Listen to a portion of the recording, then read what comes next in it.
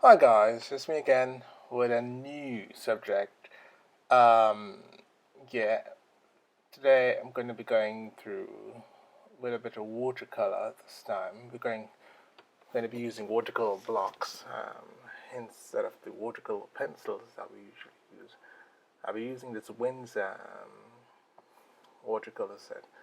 I've had it for quite some time now, and I've been using it a little bit here and there. But today I think I wanted to sort of revamp that and start to use it again. So, my setup here today is a simple like a sketch I did while I was in the forest.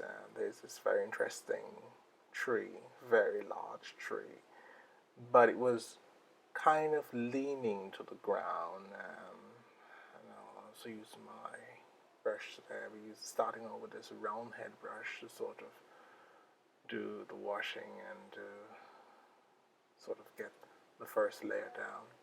As you might have remembered from previous discussion, um, watercolor is quite, it's quite interesting medium. One of the interesting components is that you kind of wash it on and build up layers. So I'm going to be washing in just sort of a light greenish background. The thing about watercolor, you can literally wash in any color. There are no limits as to what you can do. Just wash it all in, and what will happen? Oh, let me fix this tiled space. Yeah, what will happen is that the building up of the layers is what gives you that final piece. So I'm just washing in all the green, get a nice bit of green, and just wash it all in.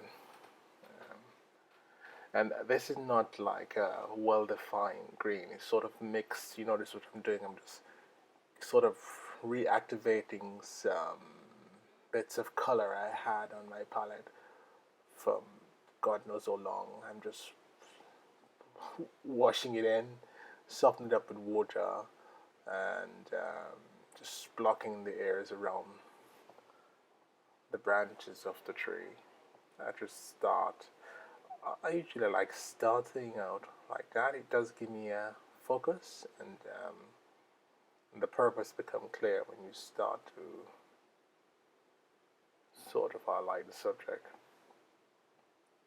Keep washing in all the blank areas, and yeah, oh, tight space. Yeah, keep washing that in and get a bit of water and soften that up a bit more. Just about. Yeah, and just about, as I said, just about anything could go. With watercolor, you find that you can use all of it. You don't need to waste any of it. Um, all these little bits of color on my palette, they've been residues left over from previous work in the past. Just reactivate them nice and thin, wash it all in. And with this layering style that I'm doing, one of the important aspects of that technique is to allow it to dry a little bit before applying subsequent layers. That will help you to sort of build it up. Because if you try to go over the layers before they actually set, at least set a little bit in the paper, then you'll find them blending maybe in ways that you didn't intend them to. If that's your desire, however, to have them blend a certain way, wet washes, that's also a next technique. But this is one of the interesting things about watercolor. You tend to want to keep it consistent and just keep the same technique throughout the piece, or else unless you know exactly what you're going after and you want to and there's a particular effect you want to create that you can create with a mixture of washes and layering and masking. There are various techniques throughout the series. I'll try to show you a bit more pieces. But so far, my favorite one, as you see here, is just washing it all in and layering it up. That's like once you have good lines and you have your boundaries as to where you can wash in your various objects and subjects, then you just wash it all nice and steady and keep it thin and avoid any sudden build up. Dry a little bit, give it a few minutes to dry, and while portions of it dry, you can work on different areas. So you also mixing a bit of color. So here it's kind of a little bit drier. Yeah, you can see that it's a little bit dry. I need something more browny, more grey, sort of mixing two complementary colors just to sort of get a bit of a brown. It takes a little while to soften up some of these colors. Yeah. That's the thing about watercolor, you just need to soften up a little bit, and a very little bit, can go a very long way. Once you bring that in the scene to show you what I'm doing. If you look, you see I'm just trying to mix up burnt sienna and a little bit of yellow ochre, a little bit of sky orange, sort of create this bright golden brown effect. But this, if you notice, that little block is dry. I need to dilute it, soften it a little bit. That's ready, I think. I'm gonna go into the truck now. Yeah, that's good, but it's a bit too brown. Maybe I need to dilute that a bit more. Yeah, soften that up. Yeah, that looks good. So use get it all nice and soft. Wash it all in. Get it in the trunk. And also, you kind of want to move a little bit quicker. You want to avoid making this sort of layer dry. And once this layer starts to dry, then it starts to create a certain density. But if that's what you want, also, it's fine. But here, I want to sort of create a flat level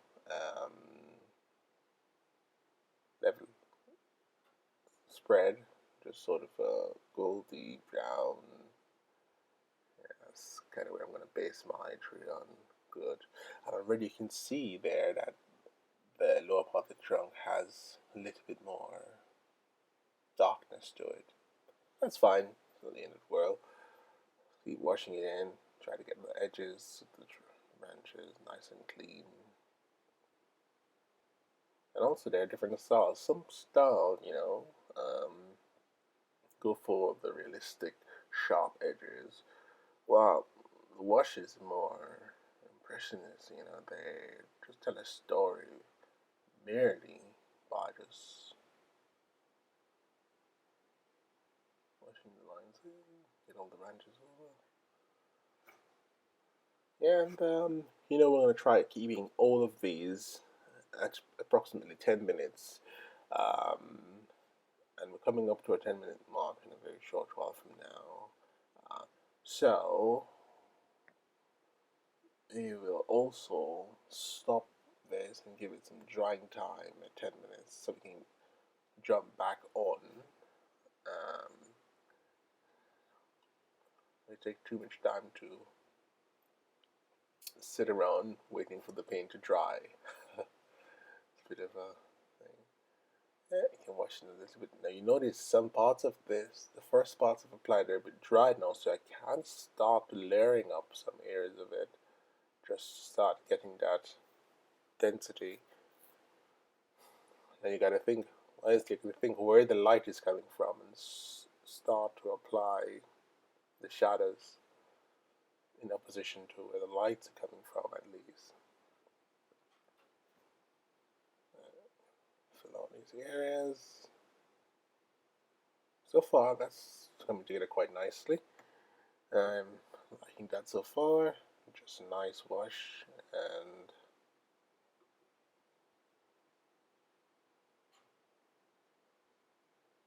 that's good. Okay, guys, thanks a lot for watching, and please follow up with part 2 let's see how long we'll take this one across. Hope you enjoy that. Hope you get inspired. Hope you're also trying this out, trying some of these things out. Catch you in a bit.